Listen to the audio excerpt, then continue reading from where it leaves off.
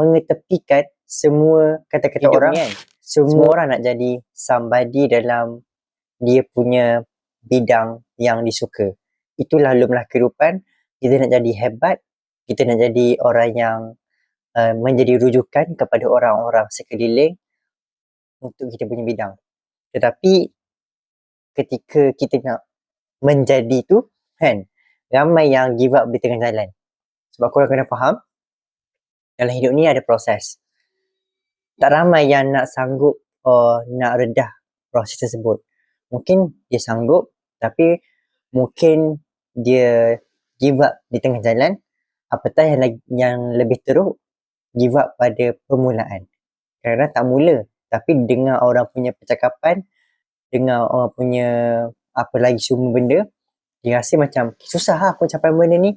Aku rasa macam benda tu impossible bagi aku.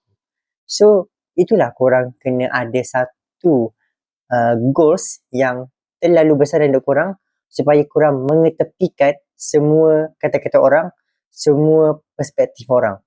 Korang kena pandang harapan, korang kena pekatkan telinga, korang kena, tak kisah apa yang berlaku di sekeliling, korang kena perform.